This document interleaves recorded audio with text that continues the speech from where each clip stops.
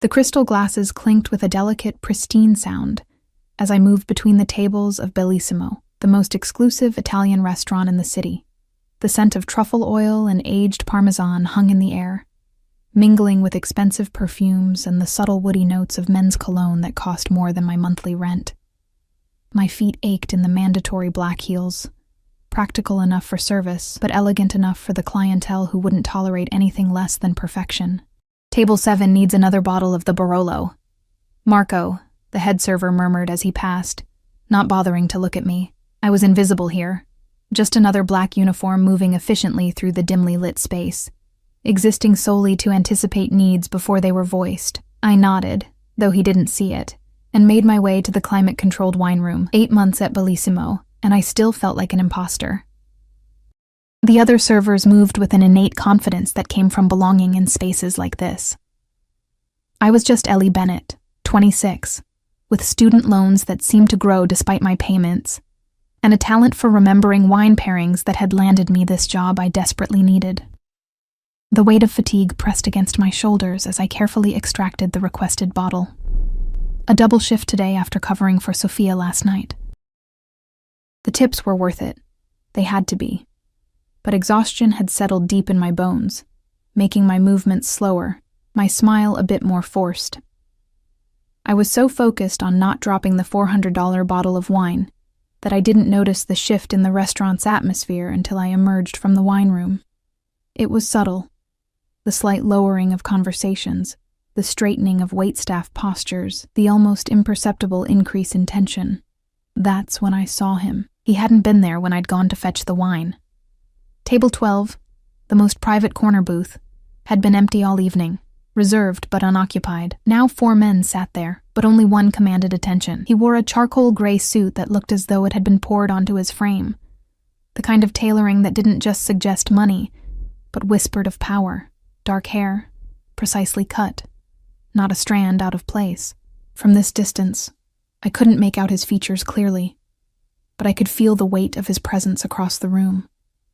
2 of the men with him were clearly security, their alert posture and scanning eyes giving them away despite their expensive suits. The third leaned in, speaking rapidly in hushed tones. "That's him," I heard one of the busboys whisper as he passed.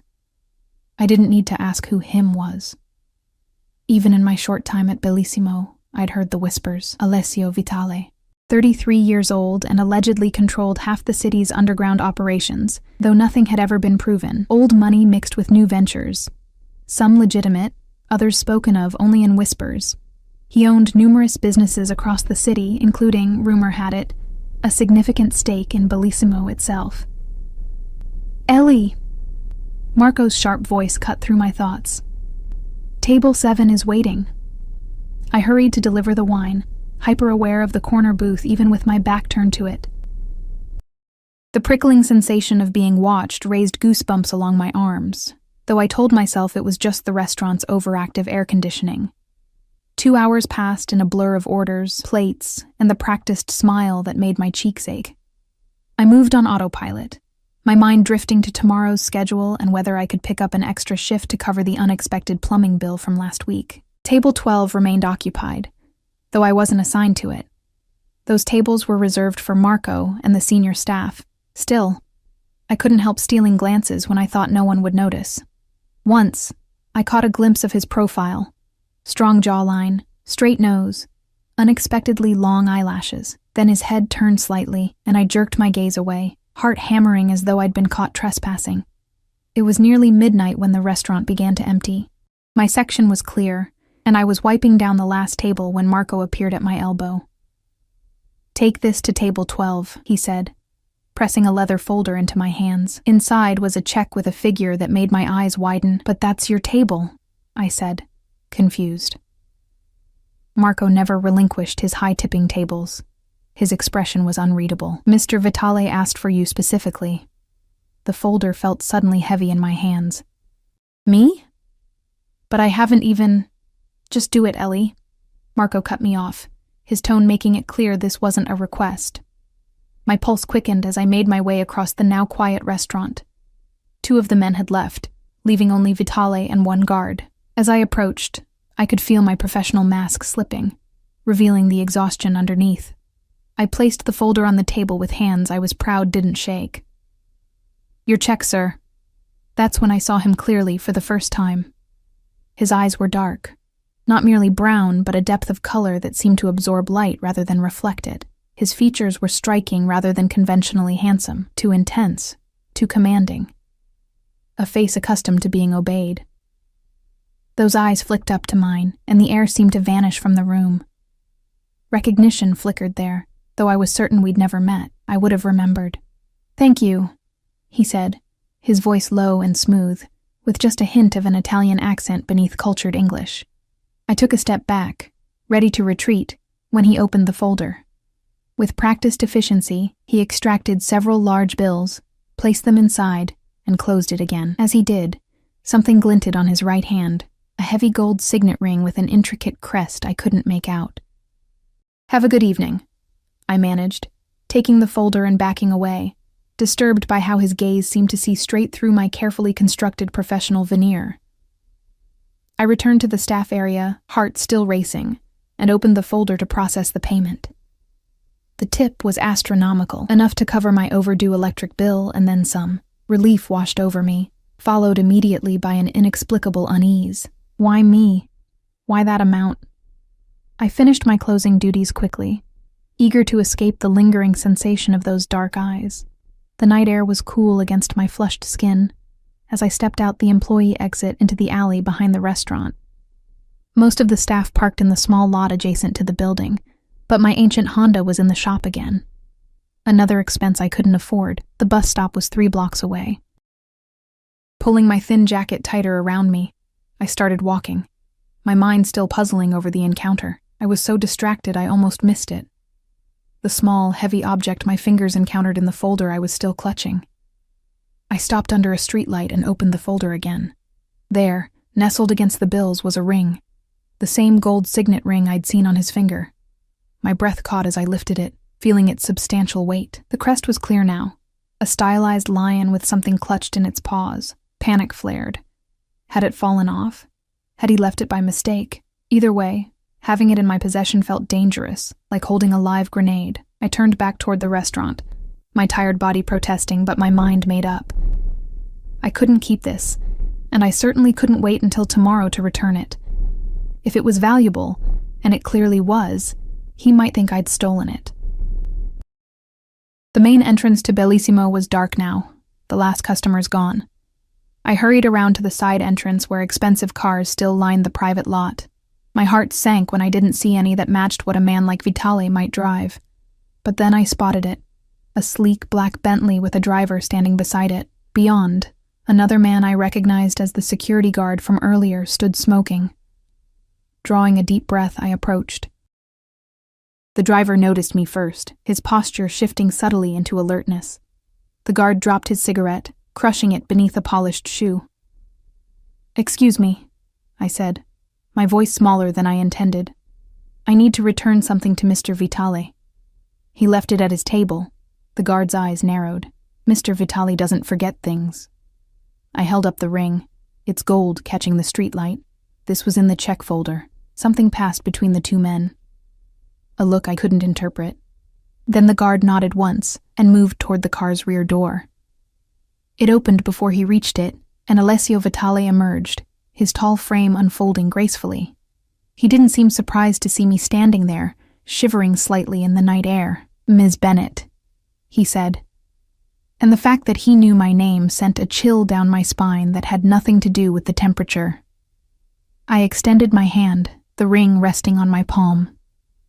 "You left this, sir. I thought you'd want it back immediately." He made no move to take it, his expression unreadable as he studied my face. "Did I?" he asked softly. Confusion swept through me. It was in the check folder. I assumed it fell off, or... I trailed off, suddenly uncertain. A small smile curved his lips, though it didn't reach his eyes. "Nothing happens by accident in my world, Ms. Bennett." His words hung in the air between us as understanding slowly dawned. He hadn't forgotten the ring. He had left it deliberately. But why? "I don't understand," I said, my arm still outstretched. the ring feeling heavier by the second. He moved toward me then, his steps measured and deliberate. I fought the urge to back away as he stopped just before me, close enough that I could smell the subtle notes of his cologne, something expensive and custom-made, with hints of cedar and spice. "It's quite simple," he said, taking the ring from my palm. His fingers brushed against mine, the contact brief, but electric. "I wanted to meet you. Properly." I stared at him, at a complete loss for words. He slipped the ring back onto his finger with practiced ease. "Why?" I finally managed. That smile again, cryptic and calculating. "You're different from the others there. You watch. You notice things." He tilted his head slightly. "You noticed me." "Everyone notices you," I countered without thinking, then immediately regretted my boldness. But he laughed, a genuine sound that transformed his severe features. "Perhaps, but not the way you do." He glanced at his watch, an understated piece that probably cost more than my yearly salary. "It's late. My driver will take you home." It wasn't a request. The car door stood open, waiting. "That's not necessary," I protested. "I take the bus." "At this hour?" His expression hardened. "Absolutely not." Fear and indignation warred within me. "I do it every night." "Not anymore," he said simply, as if rewriting my life was within his power. And perhaps it was. Before I could form another objection, he reached into his pocket and extracted a business card. "Tomorrow night, 8 o'clock. He pressed the card into my hand. "I'll send a car." "I'm working tomorrow," I said weakly, knowing even as I spoke that it wouldn't matter. "No," he replied. "You're not." With that, he gestured to the open car door, making it clear our conversation was over. Exhaustion and confusion winning over pride, I slid into the Bentley's plush leather interior, my mind reeling. As the door closed beside me, I looked down at the business card in my trembling fingers. It contained only his name and a phone number, embossed in simple black text against heavy cream stock. The driver slid into his seat, glancing at me in the rearview mirror. "Address?" he asked quietly. I gave it to him, still clutching the card, still trying to process what had just happened. As the car pulled away, I caught a final glimpse of Alessio Vitale watching me leave, his expression inscrutable, the signet ring once again gleaming on his finger like a silent promise, or a warning. Sleep eluded me that night. I tossed and turned in my small apartment, replaying the encounter with Alessio Vitale in my mind. His card sat on my nightstand, the embossed letters catching the faint glow of streetlights filtering through my thin curtains. I hadn't called the number. I wouldn't call the number. Whatever game he was playing, I wanted no part of it. By morning, exhaustion had settled over me like a heavy blanket. But my resolve was firm. I would go to work as usual. I would explain to Marco that last night had been some bizarre misunderstanding. Life would return to normal. The universe, it seemed, had other plans. I was halfway through my morning coffee when my phone rang. It was Marco. "Don't come in today," he said without preamble, his voice tight. My stomach dropped. "Are you firing me?" A pause. "No. You've been requested elsewhere." The way he said requested sent a chill through me. "Marco, I don't know what's going on, but I didn't ask for Ellie." He cut me off, lowering his voice. "Listen to me. When Alessio Vitale shows interest in something, it becomes his. That's just how it works in this city. I don't know what you did to catch his eye, but my advice? Don't fight it." The call ended before I could respond, leaving me staring at my phone in disbelief. My hands trembled slightly as I set it down, angry tears threatening to spill. Who did Vitale think he was, rearranging my life without my consent? And what exactly did showing interest entail? I spent the day in a state of nervous agitation, alternating between defiance and fear. By late afternoon, I'd convinced myself I would not be going to whatever meeting Vitale had arranged. I would not get into another one of his cars. I would not become some plaything for a dangerous man, regardless of how powerful he was. At precisely 7:30 p.m., my phone buzzed with a text from an unknown number. "Car arriving in 15 minutes. I stared at the message, my heart pounding. How had he gotten my number? I hadn't given it to him or his driver. The invasion of privacy felt like a physical violation, leaving me breathless with indignation. At 7:45, I peered through my window to see a sleek black car idling at the curb. Not the Bentley from last night, but an equally expensive Mercedes with tinted windows. I stepped back, my previous resolve wavering. What would happen if I simply didn't go down? My phone buzzed again. "Ms. Bennett, I'm waiting downstairs. Mr. Vitale doesn't appreciate tardiness." The implied threat in those simple words made my decision for me. Refusing might bring more trouble than complying, at least for now. I could always leave if things became uncomfortable. With shaking hands, I changed into the nicest dress I owned, a simple navy blue sheath that was my go-to for job interviews. I applied minimal makeup, pulled my chestnut hair into a neat ponytail, and grabbed my coat. Whatever Vitale wanted, I would hear him out, politely decline, and put this strange interlude behind me. The driver was standing beside the car when I emerged from my building. He was a different man from last night, younger, with close-cropped hair and the alert posture of ex-military. He opened the door without a word, his expression professionally blank. "Where are we going?" I asked as I slid into the back seat. "Mr. Vitale's residence," he replied, closing the door with a soft thud that felt oddly final. The drive took us out of my modest neighborhood and toward the city's north side, where old money lived in sprawling estates, hidden behind ornate gates and mature trees. I watched through the window as the scenery changed, becoming progressively more exclusive, more removed from the world I knew. We eventually turned onto a private road that wound through meticulously landscaped grounds. Security cameras tracked our progress, and I glimpsed men stationed discreetly among the trees. More guards. The house, when it finally came into view, wasn't the ostentatious mansion I'd expected, but a modern architectural masterpiece of glass, stone, and clean lines that somehow managed to look both inviting and impenetrable. The car stopped at the main entrance, where a woman in a simple black dress waited. Her silver hair was pulled back in a severe bun, her posture ramrod straight. "Ms. Bennett," she greeted me as the driver opened my door. "I'm Mrs. Russo, Mr. Vitale's housekeeper. Please, follow me." I followed her through massive wooden doors into a soaring entryway. The interior was a study in restrained luxury, expensive but not showy, with an emphasis on craftsmanship rather than ostentation.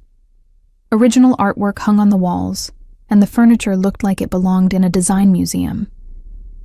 "Mr. Vitale will join you shortly," Mrs. Russo said, leading me to a sitting room overlooking an illuminated garden. "May I get you something to drink while you wait?" "Just water, please," I replied, my mouth suddenly dry. She nodded and disappeared, leaving me alone with my mounting anxiety. I perched on the edge of a leather chair, too tense to appreciate its comfort, and tried to steady my breathing. The water arrived, delivered by a young man in discreet livery, but Vitale didn't appear. 10 minutes stretched to 20, and I recognized the power play for what it was, making me wait, establishing dominance. My initial nervousness gave way to irritation. If this was how he treated all his interests, it was no wonder he had to resort to such manipulative tactics. I was considering walking out when the door finally opened. Alessio Vitale entered with the confident grace of someone who owned not just the room, but everything and everyone in it. He'd exchanged last night's formal suit for more casual attire, dark trousers and a light gray cashmere sweater that probably cost more than 3 months of my rent. The signet ring gleamed on his right hand. "Ms. Bennett," he said, his dark eyes assessing me. "Thank you for coming." I stood, determined to maintain whatever small advantage height might give me. Did I have a choice? A smile flickered across his face. "There are always choices. You chose to return my ring last night instead of keeping it or pawning it. You chose to get into my car this evening. After your driver implied there would be consequences if I didn't," I countered. His expression hardened slightly. "Paolo can be overzealous in his duties. I apologize if you felt threatened." The apology surprised me, though it didn't sound entirely sincere. I remained silent, waiting for him to explain why I was here. He gestured to the chair I'd vacated. "Please, sit. Have you eaten?" "I'm not hungry," I said, though it was a lie. I hadn't had an appetite all day. He ignored this, pressing a button on a discreet panel in the wall. Mrs. Russo, we'll take dinner now. Before I could protest again, he took the seat opposite mine, studying me with those unsettling dark eyes. Up close, I could see flecks of amber in them, warming what otherwise might have been a cold gaze. You're wondering why you're here, he said finally, among other things. What else are you wondering, Ellie? The casual use of my first name felt like another boundary crossed without permission. Why me? How you got my phone number? What exactly you think is happening here? He leaned back, seeming almost amused by my directness. I have access to considerable information when I want it. As for why you... He paused, considering. You're different. Genuine. In my world, that's rare. And therefore valuable. I'm not for sale, I said sharply. His expression darkened. I never suggested you were. Don't mistake my interest for something crude. The door opened, sparing me from having to respond. 2 staff members entered with trays, setting up an elegant meal on the table by the window. The aroma of expertly prepared food made my empty stomach clench. Join me, Vitale said when they'd gone, moving to the table. It wasn't a request. I hesitated, then reluctantly took the seat across from him. The food, some kind of delicate pasta with seafood, looked and smelled incredible. You work too hard, he said conversationally, as he poured wine into crystal glasses. 60 hours last week, I believe. Double shifts. Always the last to leave. The fact that he knew my schedule sent another wave of unease through me. I need the money. Student loans, he nodded. Art history and business, correct? An interesting combination. My fork clattered against the plate. Have you been investigating me? I like to know who I'm dealing with. He took a sip of wine, watching me over the rim of his glass. You're talented, Ellie. Wasted at Bellissimo. It pays the bills, I said defensively. Barely. He set his glass down with precision. I have a proposition for you. There it was.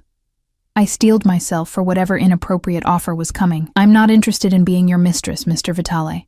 For a moment, he looked genuinely startled. Then he laughed, a rich, warm sound that transformed his severe features. Is that what you think this is about? Heat rushed to my face. I don't know what this is about. That's the problem. He studied me, his expression becoming serious again. I want to offer you a job. I have a job. As I said, one that wastes your talents. He gestured around the room. I collect art. My collection has grown unwieldy. I need someone with knowledge and aesthetic sense to catalog it properly, perhaps suggest new acquisitions. The position includes an apartment on the grounds and a salary that would clear your student debt within a year. I stared at him, caught completely off guard. Of all the things I'd expected, a legitimate job offer wasn't one of them. It sounded too good to be true, which meant it probably was. Why would you offer something like that to a complete stranger? You're not a complete stranger. I've been observing you for some time. The admission sent a shiver down my spine. That's not reassuring. He shrugged, unapologetic. I make it my business to identify talent. You have an eye for detail. You notice things others miss. Your senior thesis on Renaissance symbolism in modern corporate branding was particularly insightful. My thesis. He'd read my thesis. The violation of privacy was breathtaking. So this is a business proposition, I said carefully, nothing more. Something flickered in his eyes, amusement perhaps, or something darker. Would it disappoint you if it were? No, I said too quickly. It would be a relief. Then consider yourself relieved. He picked up his fork and began eating. The matter apparently settled in his mind. The position is yours if you want it. Take a few days to decide. I should have felt reassured. Instead, doubt crept in. Why go to such lengths for an art cataloger? He could have hired a professional with a single phone call. There had to be more to it. We ate in silence for several minutes. The tension between us almost palpable. Despite my suspicions, the food was too good to resist, and I realized how hungry I'd been. Your father was an artist, he said suddenly. Before the accident. I froze, fork halfway to my mouth. My father was a subject I rarely discussed. The pain of his loss, still raw, even after 8 years. How could you possibly know that? As I said, I make it my business to know things. His tone was matter of fact, but his eyes held something that might have been sympathy. His work was promising, derivative of Hopper, but with a distinctive voice emerging in his later pieces. Anger flared in me, hot and sudden. "Don't talk about him. You didn't know him." "No," Vitali agreed quietly, "but I own 3 of his paintings." The shock of this statement momentarily robbed me of speech. My father had sold very little during his lifetime, his work gaining recognition only after his death.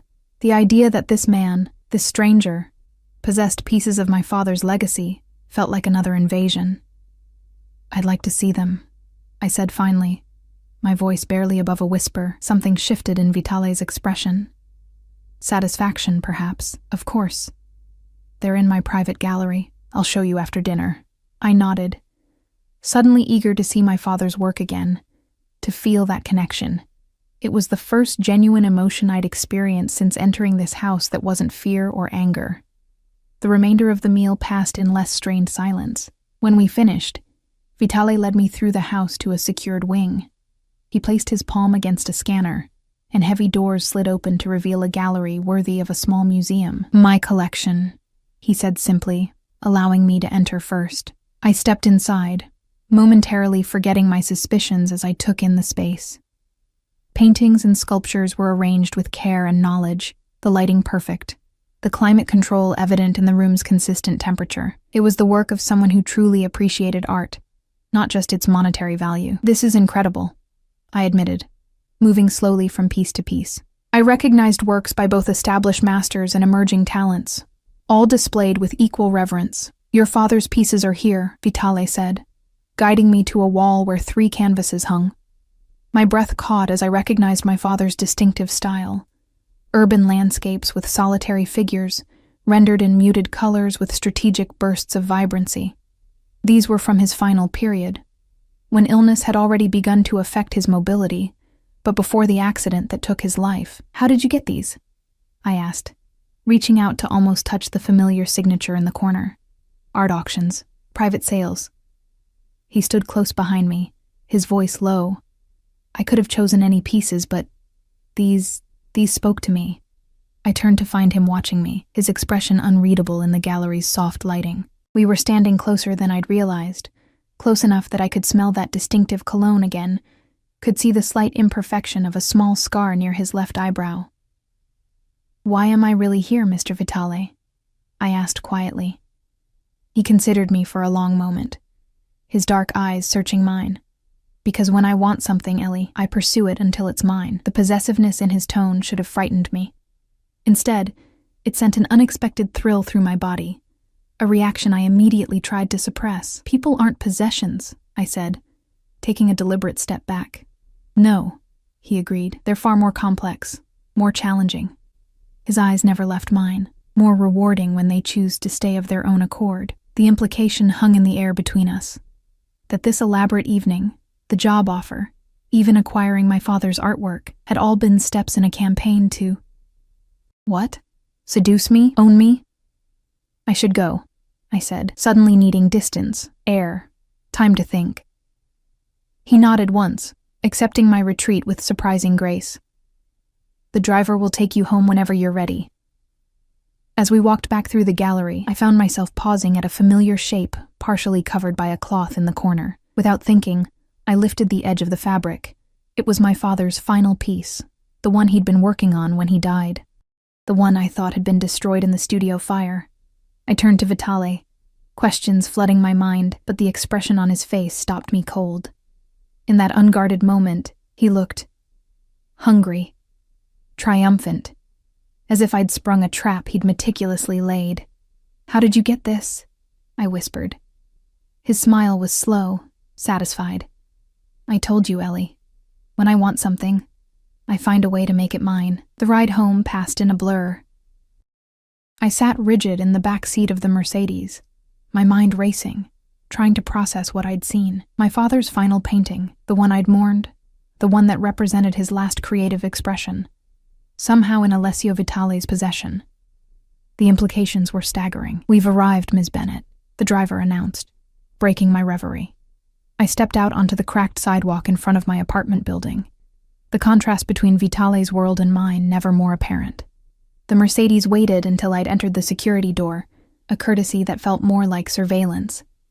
Inside my apartment, I kicked off my shoes and collapsed onto my worn couch, exhaustion finally catching up with me. I should have been planning my escape, looking up bus tickets to my mother's place in Oregon, or calling my friend Sarah in Chicago. Instead, I found myself replaying every moment with Vitale, searching for clues I might have missed. The painting changed everything. It wasn't just about me anymore. If Vitale had somehow acquired my father's final work, a piece that had supposedly been destroyed, what else did he know? What else might he have? Sleep evaded me again that night. By morning, I'd made a decision. I wouldn't run. Not yet. I needed answers first, and running would only ensure I never got them. My phone chimed with a text as I was making coffee. Your position remains open. Car will arrive at 9 a.m. if you're interested. AV. The presumption should have angered me. Instead, I found myself checking the time. 7:30 a.m. Enough to shower, dress, and prepare for whatever game Vitale was playing. At precisely 9 a.m., a black car pulled up outside. Different from yesterday's, an Audi this time, but with the same air of sleek menace.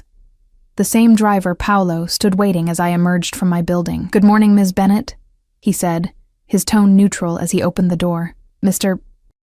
Vitale is pleased you've accepted his offer.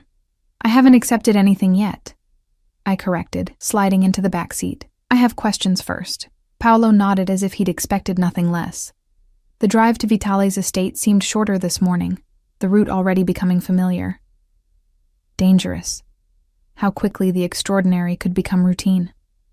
Mrs. Russo met me at the door again, her expression as impassive as yesterday. Mr. Vitale is in his study. He's expecting you. She led me through the house, past the sitting room where we'd dined last night, down a corridor lined with more artwork, each piece museum quality, each perfectly lit and displayed. We stopped before a heavy wooden door, which Mrs. Russo opened without knocking. Ms. Bennett, sir. Alessio Vitale sat behind a massive desk of dark wood, papers spread before him. He wore a crisp white shirt, open at the collar, the sleeves rolled up to reveal strong forearms. The signet ring gleamed on his right hand as he looked up, his dark eyes finding mine immediately. Ellie, he said, rising, please come in. Mrs. Russo withdrew, closing the door behind her with a soft click. Vitale gestured to a chair across from his desk, but I remained standing. The painting, I said without preamble. My father's last piece. You told me you acquired your collection through auctions and private sales. But that's impossible. That painting was destroyed in the studio fire. I saw the ashes myself. Something like respect flickered across his face at my directness. Not everything was destroyed in that fire. Then how did you get it? He studied me for a moment, then moved from behind the desk, leaning against its edge. The casual posture did nothing to diminish his commanding presence. Your father had a buyer lined up before the accident. The painting had already been moved to a secure location. I shook my head. That's not possible. He would have told me. Would he? Vitale's gaze was penetrating. Did your father tell you everything about his business dealings, Ellie? About the debts he had accumulated? The question hit like a physical blow. My father had struggled financially, I knew that much, but he'd always protected me from the details. What debts? I asked, my voice smaller than I intended. Vitale pushed away from the desk, moving to a cabinet against the wall. He extracted a file and returned, holding it out to me. Perhaps you should see for yourself. I took the file with trembling hands and opened it to find loan documents, threatening letters from creditors, and finally, a contract for the sale of several paintings, including the final piece, to a holding company I didn't recognize. Argent Acquisitions, I read aloud. Is that one of yours? He nodded once. A subsidiary that handles certain private transactions. I closed the file, a chill settling over me. So you've been watching me since my father died? Planning what exactly? Not since he died, no. Vitale's expression remained neutral. Our paths crossed more recently. I recognized your name from the acquisition records when you started working at Bellissimo. And that's when you decided to... What? Collect me like one of your paintings? The anger in my voice surprised even me. His eyes darkened. I don't collect people, Ellie. Then what do you call this? I gestured around us. The job offer, the car, knowing everything about me, my schedule, my thesis, my father's debts. I call it interest. He moved closer, his presence overwhelming in the confined space. When something captures my attention, I learn everything about it. It's both a business strategy and a personal trait. And what happens when you lose interest? I challenged, refusing to back away despite his proximity. Something dangerous flickered across his face. I rarely do. The implication hung in the air between us, loaded with possibilities I wasn't ready to examine. I changed tack. The job offer. Is it real? Completely. He seemed almost relieved by the shift to business. My collection needs proper management and you're qualified. The terms I mentioned last night stand. Competitive salary, accommodations on the grounds. I considered this, weighing my options. Taking the job would give me access to my father's painting, perhaps answers to questions I hadn't even formulated yet. It would also place me firmly in Vitale's orbit. A prospect both terrifying and, if I was honest with myself, intriguing. If I accept, I said carefully, there would be conditions. His eyebrow arched. You're negotiating? I'm establishing boundaries, I corrected. The job would be strictly professional. I'd want everything in writing. Salary, hours, responsibilities. And I'd want unrestricted access to my father's paintings. Vitale watched me with what might have been amusement. Anything else? I'd keep my apartment. I don't need to live here. At this, his expression hardened slightly. Non-negotiable. The collection is valuable, and security is paramount. Living on site is part of the position. I hesitated, sensing this was a battle I wouldn't win. I'd need access to my apartment to collect belongings, check mail. Easily arranged. He studied me for a moment. Are those all your conditions? For now, I said, unwilling to concede completely. He smiled then, a genuine smile that transformed his severe features, making him look younger, almost approachable. I accept your terms. When can you start? The speed with which he agreed made me suspicious. Don't you need time to prepare a contract? He reached behind him and extracted a folder from his desk. Already prepared. Review it at your leisure. Of course he had it ready. Of course he'd anticipated my acceptance. I took the folder, unsure whether to be impressed or unnerved by his confidence. I'll start after I've reviewed this and we've signed a final version, I said, clutching the folder like a shield. Perfect. He moved to the door, opening it with a fluid motion. In the meantime, Mrs. Russo will show you the apartment and give you a tour of the grounds. I have meetings this morning, but I'll join you for lunch. The dismissal was clear, yet oddly courteous. Before I could respond, Mrs. Russo appeared as if summoned by some silent signal. Vitale's hand brushed mine as he ushered me toward the doorway, a fleeting contact that sent an unexpected jolt through my body. Welcome to the team, Ellie, he said softly, his eyes holding mine for a moment too long before he turned back to his desk. Mrs. Russo led me through the house to a separate wing, explaining the layout as we went. The apartment turned out to be a luxurious suite of rooms. Bedroom, bathroom, sitting area, and a small kitchenette, decorated in muted tones with the same understated elegance as the rest of the house. Mr. Vitale had these renovated last month, she explained, watching as I took in the space. Previously, they were guest quarters. Last month, before he'd even approached me at the restaurant. More evidence of his meticulous planning. The main gallery is accessible through that door, she continued, indicating a heavy wooden door with a digital lock. You'll be given the access codes once the employment agreement is finalized. I nodded, moving to the windows that overlooked an immaculate garden. The ground stretched before me, the perimeter marked by a high stone wall with security cameras visible at regular intervals. Beautiful, but isolated. A gilded cage. Mr. Vitale values his privacy, Mrs. Russo said, noting my gaze. And his security. I'm sure he does, I murmured. She led me on a tour of the rest of the house. Those parts I was permitted to see, at least. The main gallery I'd visited last night. A smaller, more intimate gallery adjacent to it. The kitchen, a formal dining room, a library stocked with rare volumes. Everywhere, evidence of wealth wielded with taste rather than ostentation. The West Wing is Mr. Vitale's private residence, Mrs. Russo explained as we passed a corridor guarded by a discreet security system. Access is restricted. I wondered what secrets lay behind those secured doors, what aspects of Alessio Vitale's life remained hidden from view. The man himself was a collection of contradictions: cultured art collector and rumored criminal, intimidating presence, an unexpectedly considerate host. By the time we returned to the main part of the house, it was approaching noon. Mrs. Russo showed me to a sun-drenched conservatory, where a light lunch had been laid out. "Mr. Vitale will join you shortly," she said, withdrawing with the same quiet efficiency that seemed to characterize everyone in his employ. Left alone, I opened the contract folder and began reading. The terms were generous, more than generous, with a salary triple what I made at Bellissimo, health benefits, and even a clothing allowance, appropriate to the position. My duties were clearly outlined: cataloging the collection, researching potential acquisitions, arranging conservation work as needed, and hosting occasional private viewings for selected guests. Nothing inappropriate, nothing suspicious.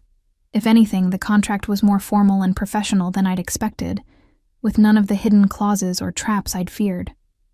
I was still reading when I felt his presence. Alessio Vitale stood in the doorway, watching me with those intent dark eyes. How long he'd been there, I couldn't say. "Any concerns with the terms?" he asked, moving into the room with that fluid grace that seemed effortless.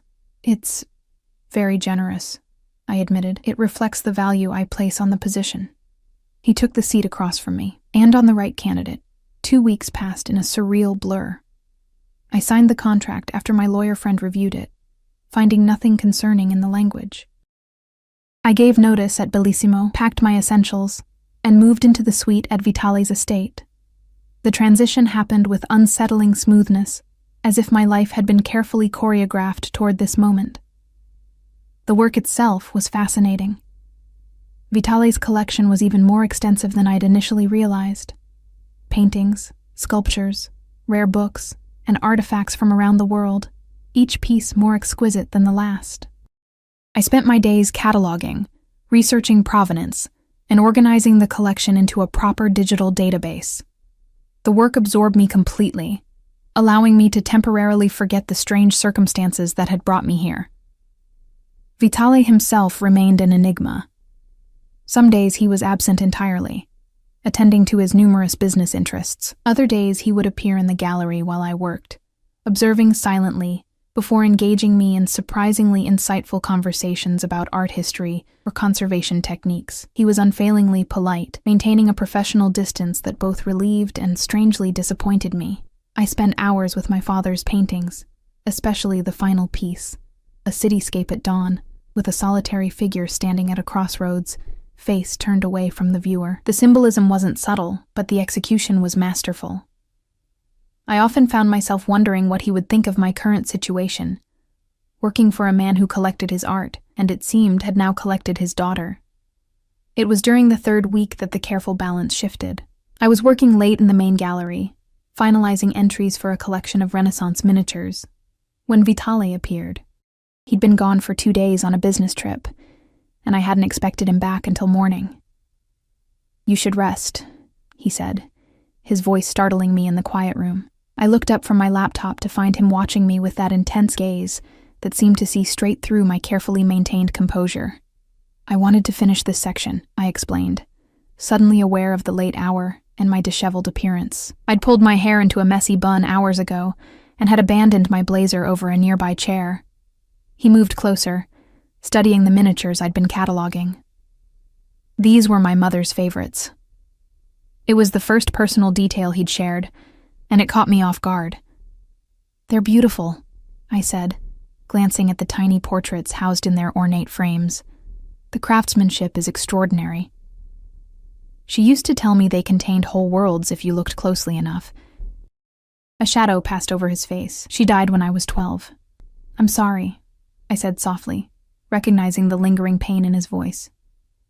It echoed my own loss. He shrugged.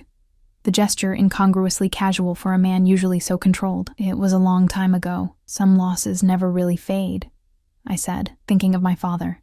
His eyes found mine, something like recognition flickering in their dark depths. No, they don't.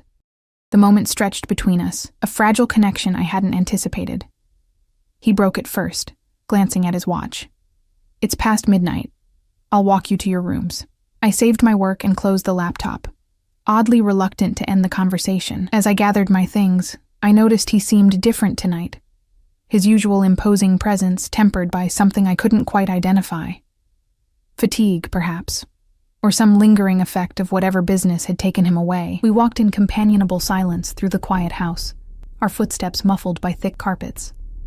When we reached my door, he hesitated. There's an exhibition opening tomorrow evening at the Renwick Gallery, he said. Contemporary Italian artists. Would you like to attend? Professionally speaking, of course. The qualifier seemed added as an afterthought, acknowledgement of the boundaries I'd established. Still, the invitation felt significant, the first time he'd suggested we leave the estate together. I'd like that, I said, surprised by my own eagerness. He nodded, seeming pleased.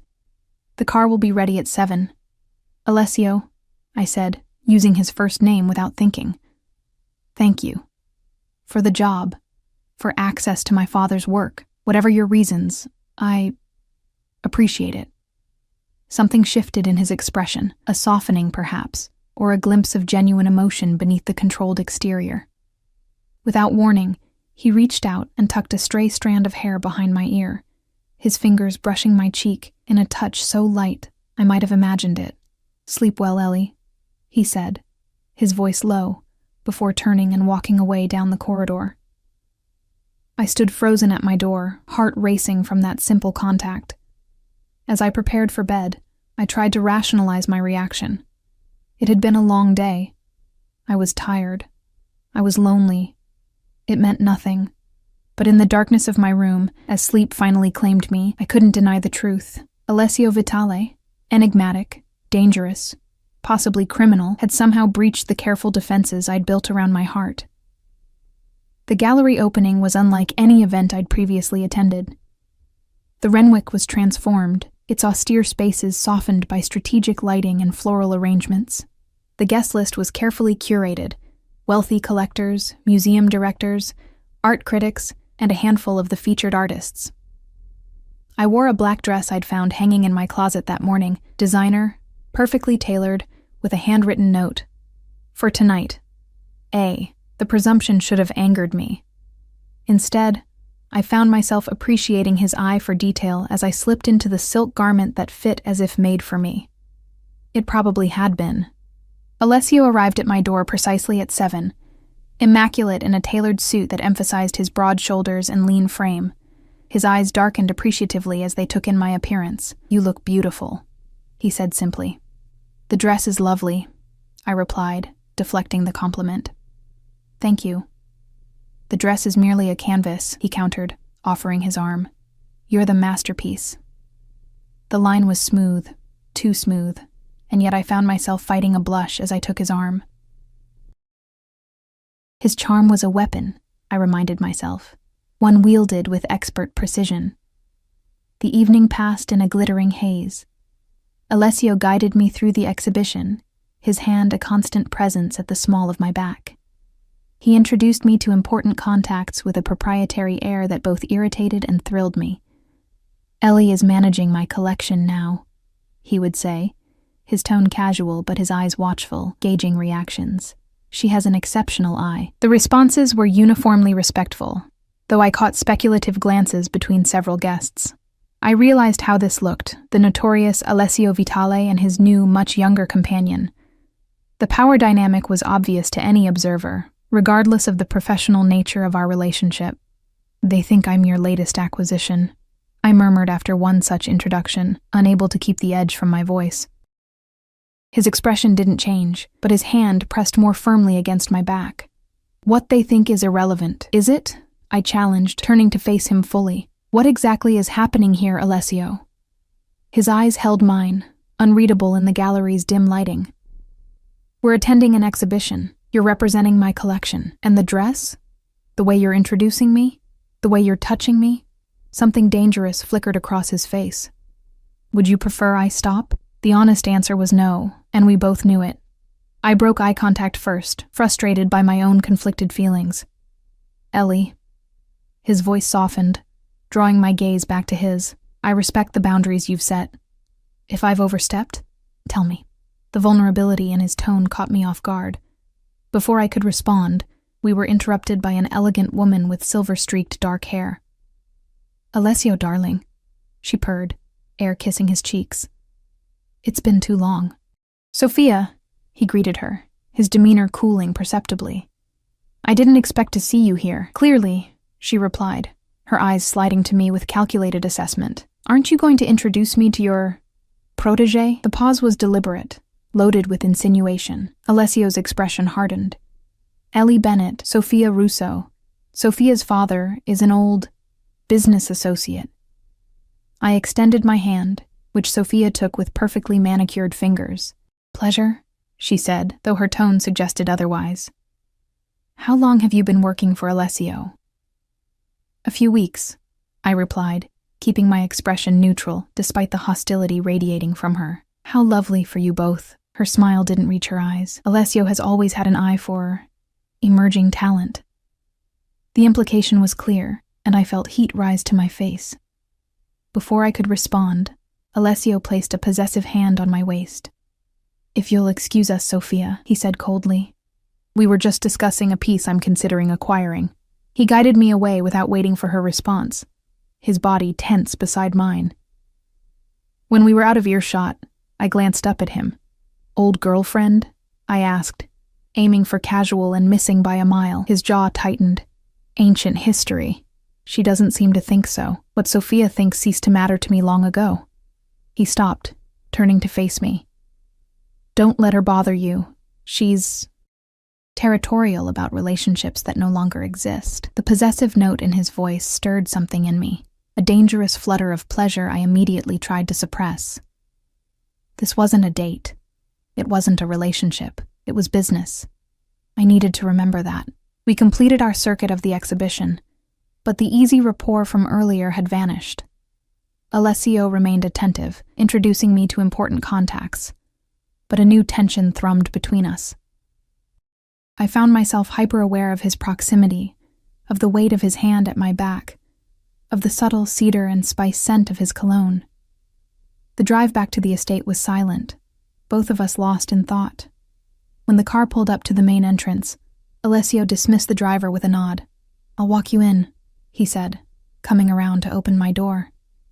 The night air was cool against my heated skin as we climbed the steps to the main entrance. Inside, the house was quiet, the staff either asleep or discreetly absent. Thank you for tonight, I said as we reached my door. It was educational. A smile tugged at the corner of his mouth. Is that your professional assessment? What would you prefer I say? The question came out more challenging than I'd intended. His expression turned serious. I'd prefer honesty, Ellie. Always. Honestly? I took a deep breath. I don't know what this is. The job is real. I can see that. But there's more happening here, and pretending otherwise feels dishonest. He studied me for a long moment, his dark eyes unreadable. Then, with deliberate slowness, he reached out and traced a finger along my jawline, a touch so light it was barely there. There is more, he admitted, his voice low. But it's your move, Ellie. It has been from the beginning. Before I could process his words, he leaned in and pressed a kiss to my forehead, chaste, yet somehow more intimate than a more passionate gesture would have been. Good night, he said softly, before turning and walking away down the corridor, leaving me staring after him with my heart hammering in my chest. Morning found me in the gallery, seeking refuge in work rather than examining the confusing emotions Alessio had stirred in me. My father's paintings watched as I methodically catalogued, photographed, and researched, losing myself in the familiar rhythm. You're avoiding me. I startled at Alessio's voice, nearly dropping the tablet I'd been using. He stood in the doorway, dressed casually in dark jeans and a charcoal sweater that somehow looked as expensive as his suits. I'm working, I corrected, striving for a professional tone. He crossed the room with that fluid grace, stopping closer than strictly necessary. We should talk about last night. There's nothing to talk about. I returned my attention to the tablet, though the screen had gone blurry. We attended an exhibition. You made your position clear, did I? He reached out, gently taking the tablet from my hands and setting it aside, because I thought I left the next move to you. I finally met his gaze, finding none of the manipulation or calculation I'd expected. Instead, his dark eyes held something that looked remarkably like vulnerability. Why me? I asked, the question that had plagued me since that first night at Bellissimo. Of all the people you could have pursued, why a waitress with student debt and a complicated history with your art collection? His expression softened. Because you see me, Ellie. Not the reputation, not the wealth, not the power. The night you returned my ring, you looked me in the eye without fear or greed or calculation. Do you have any idea how rare that is in my world? The raw honesty in his voice caught me off guard. Your world seems very complicated. It is. He didn't elaborate, and I didn't press. Some truths were better left unspoken. What do you want from me, Alessio? I asked quietly. Really? He stepped closer, close enough that I could feel the heat radiating from his body. Everything you're willing to give, nothing you're not. His hand came up to cup my cheek, and this time I didn't pull away. His touch was gentle, at odds with the intensity in his eyes. And if I'm not willing to give anything beyond a professional relationship? I challenged, even as I leaned subtly into his touch. Then that's what we'll have. His thumb brushed across my bottom lip. Though I think we both know that's not true. The tension between us was electric, his face inches from mine. I should have stepped back, maintained the boundaries I'd so carefully established. Instead, I closed the distance between us, pressing my lips to his in a kiss that started tentative, but quickly deepened into something hungry and desperate. His arms encircled me, pulling me against him as the kiss intensified. I wound my fingers into his hair, abandoning the last of my reservations as desire coursed through me. This was reckless, possibly dangerous, but in that moment, I couldn't bring myself to care. We broke apart, both breathing heavily. Alessio rested his forehead against mine, his hands still at my waist. Tell me to stop, he murmured. Tell me this isn't what you want. I couldn't. The truth was written in my racing pulse, my flushed cheeks, the way my body curved toward his. I can't, I admitted. But this complicates things. His laugh was soft against my skin. Life is complications, Ellie. The question is which ones are worth navigating. Before I could respond, a discreet cough from the doorway made us spring apart. Mrs. Russo stood there, her expression carefully neutral. Pardon the interruption, sir, she said, addressing Alessio. Mr. Ricci has arrived for your meeting. Alessio's demeanor shifted instantly, the warmth in his eyes replaced by cool professionalism. Tell him I'll be there shortly, Mrs. Russo nodded and withdrew, leaving an awkward silence in her wake. Business, Alessio said, with a resigned sigh. We'll continue this conversation later? It was phrased as a question, giving me an out if I wanted it. I nodded, still trying to process what had just happened, what I'd just initiated. He brushed a final, feather-light kiss against my lips before turning to leave. At the doorway, he paused. Ellie, he said, not turning around. Stay in the main house today. Don't go into the West Wing, regardless of what you might hear. The instruction was odd enough to cut through my emotional haze. Why? What's happening? Just a business meeting, he replied, but something in his tone made me doubt the casualness of his words. I'll find you when it's over.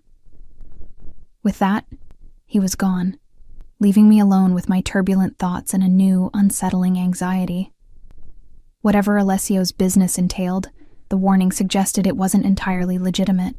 I tried to return to work, but concentration eluded me. My mind kept returning to that kiss, to the feel of his hands on my waist, to the hint of danger that seemed to cling to him like a shadow. What was I doing? Getting involved with my employer was unprofessional enough, but when that employer was Alessio Vitale, a man whose reputation included whispers of criminal connections, It was potentially disastrous. Voices drifted from deeper in the house, male voices raised in what sounded like heated discussion. Despite Alessio's warning, I found myself moving toward the source, curiosity overriding caution. The voices led me to a corridor I recognized as the boundary of the West Wing, Alessio's private domain. I hesitated at the security door, which stood slightly ajar, unusual given the typical restrictions. Through the gap, I could make out Alessio's voice, cool and controlled, despite the tension evident in his words. That wasn't our arrangement, Antonio. The terms were clear.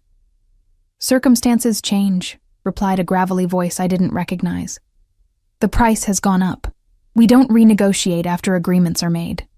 Alessio's tone hardened. It sets a bad precedent, and refusing to be flexible sets a different kind of precedent, a pause. One that might be costly for both of us. I edged closer to the door, straining to hear. The conversation confirmed my worst suspicions about Alessio's business dealings, and yet I couldn't bring myself to walk away. Are you threatening me, Antonio? Alessio asked, his voice deadly quiet. I'm reminding you how things work. No one is untouchable, not even Alessio Vitale. A tense silence followed, broken by the sound of footsteps approaching the door. I backed away quickly, heart pounding, but not before catching a glimpse of the scene beyond. Alessio standing with his back to the door, facing an older man whose expensive suit couldn't disguise the hardness in his eyes. Two large men flanked him, their stances suggesting concealed weapons. I retreated to the safety of the main gallery, pulse racing. What had I just witnessed? A business dispute, certainly, but one with undercurrents of violence that couldn't be ignored. This was the reality of Alessio's world. The dangerous edge beneath the cultured veneer. Hours passed with no sign of Alessio. I moved restlessly through the house, unable to focus, torn between confronting him about what I'd overheard and pretending ignorance. By evening, I'd made a decision. Whatever was happening between us, whatever feelings had been ignited, I couldn't ignore the realities of who he was. I was packing an overnight bag, intending to return to my apartment to clear my head, when a soft knock came at my door. I opened it to find Alessio standing there, looking more exhausted than I'd ever seen him. You're leaving, he said, noticing the bag on my bed.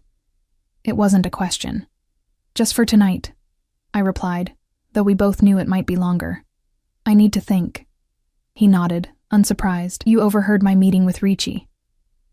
I did, I admitted, seeing no point in denial. Despite your warning to stay away. A ghost of a smile touched his lips. You don't take direction well. I should have expected that. Who is he? I asked, needing to hear the truth from him, whatever it might be. Alessio sighed, running a hand through his hair, a rare gesture of discomposure. A business associate with unrealistic expectations, nothing that concerns you. It does concern me if I hesitated, unsure how to define what was happening between us. If we're involved. His eyes met mine, serious and intent. My business dealings are separate from my personal life, Ellie. They always have been. But they're part of who you are, I countered. And I need to know exactly who I'm getting involved with. He was silent for a long moment, considering. Then he gestured to the sitting area of my suite. May I? I nodded, and he took a seat, waiting for me to join him. When I did, he began speaking, his voice low and measured. My family has been in business in this city for 3 generations. Some of that business is perfectly legitimate. Real estate, art dealing, investments, some of it operates in gray areas. I inherited both sides when my father died. Criminal enterprises, I clarified, needing him to be direct. He didn't flinch from the accusation. By some definitions, yes, I've spent the last decade steering everything toward legitimate channels. But the transition isn't instantaneous. Certain relationships, certain obligations, remain. Like Antonio Ricci? Like Ricci, he acknowledged. A remnant of my father's era, one I'm working to disentangle from. I processed this, trying to reconcile the man before me, cultured, thoughtful, capable of genuine vulnerability, with the cold-voiced businessman I'd overheard. Implicit threats hanging in the air. The night we met, I said slowly. When you left your ring in the check folder. Was that really just because I noticed you differently? His expression softened. Yes and no. I'd been aware of you for weeks, the waitress who moved with quiet grace, who observed everything but revealed nothing. He paused. When I discovered your connection to the Bennett paintings in my collection, my interest deepened. It felt like fate. You don't strike me as someone who believes in fate, I said skeptically. I believe in recognizing opportunities when they present themselves. He leaned forward, his eyes intent on mine. Meeting you was an opportunity, Ellie. One I didn't intend to waste. The honesty in his voice was disarming. And now? What do you want now? Now? He reached for my hand, his touch gentle but insistent. Now I want you to stay, to give us a chance, despite the complications, despite who I am and what you think you know about me. I looked down at our joined hands, at the signet ring that had started everything. I'm afraid, I admitted. Of me? He asked, his voice carefully neutral. Of feeling this way about someone like you. I met his gaze directly, of what that says about me. Understanding dawned in his eyes. You think loving me would make you complicit in whatever you imagine I do. The word loving hung in the air between us, neither of us ready to claim or deny it. Wouldn't it? I asked softly. He considered this, thumb tracing patterns across my palm. I think, he said finally, that we are all more than the sum of our worst actions. I've done things I'm not proud of, Ellie. Made choices driven by necessity rather than morality, but I'm also capable of change, of being better, for the right reasons. And I'm supposed to be that reason. The responsibility felt overwhelming. No, he replied firmly. I've been changing my world since before I met you. But you make me want to accelerate that process. He squeezed my hand gently. Stay. Not forever, if you're not ready for that commitment, just tonight. Let me show you that there's more to me, to us, than what you fear. I hesitated, balanced on the knife edge of decision. The sensible choice was to leave, to extract myself from this complex web I'd stumbled into. But something deeper than sense was guiding me now, something that recognized in Alessio a kindred spirit, a soul similarly marked by loss, and the determination to forge something meaningful from it. One night, I agreed finally, and tomorrow we talk, honestly, completely, about what happens next. Relief washed over his features, followed by something that looked remarkably like joy. He lifted my hand to his lips, pressing a kiss to my palm. One night, he promised. Though I intend to convince you to stay for many more. And in that moment, looking into his dark eyes filled with a warmth I'd once thought him incapable of, I knew that I wanted to be convinced. Whatever dangers Alessio's world held, whatever complications lay ahead, the possibility of loving him, of being loved by him, was worth the risk. 6 months later, I stood in the private gallery, making final adjustments to the lighting for the evening's exhibition. My father's paintings held the place of honor, including the final piece that had once been thought lost. The exhibition catalog bore my name as curator, my first official project since accepting the permanent position as director of the Vitale collection. Perfect, came Alessio's voice from behind me. I turned to find him watching me with the same intensity that had captivated me from the beginning, though now it was tempered with an openness that still surprised me. He crossed to where I stood, sliding an arm around my waist with the easy familiarity that had developed between us. Are you ready for tonight? I nodded, leaning into his embrace. The guest list is confirmed, the catering is arranged, and the collection has never looked better. Though I'm still not sure why you insisted on including the signet ring in the display. He smiled, pressing a kiss to my temple. Because it's where our story began, the moment that changed everything. I glanced down at my left hand, where that same ring now rested, resized to fit me, a symbol of the commitment we'd made to each other just a month earlier. Not a traditional engagement ring, but something more meaningful for us both. Who would have thought, I mused, that returning a lost ring would lead to all this? Alessio's smile deepened, a hint of that old secretive expression returning. It wasn't lost, Ellie. I told you the first night. Nothing happens by accident in my world.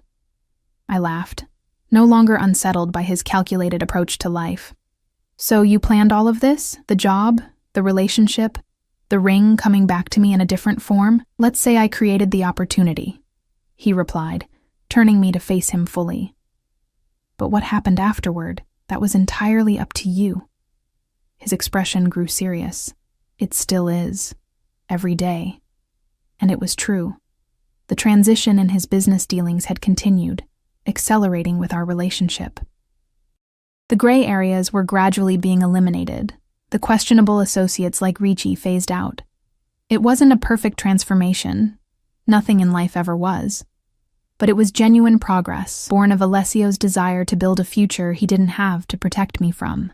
I love you, I said simply, reaching up to trace the line of his jaw, complications and all. His eyes darkened with emotion as he drew me closer. And I love you, Ellie Bennett. More than any painting, any business, any empire I've built.